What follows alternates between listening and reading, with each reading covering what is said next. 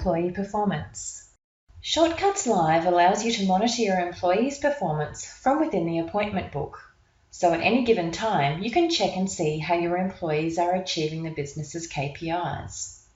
In this lesson, you'll learn how to view employee performance cards and keep track of your employees' performance at a glance.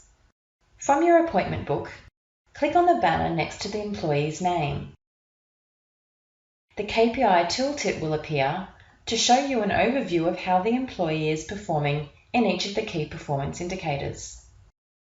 You can select to view the KPIs for the day, week, month, or for the last month. Click on each heading to see a graphical representation of how the employee is performing in that area.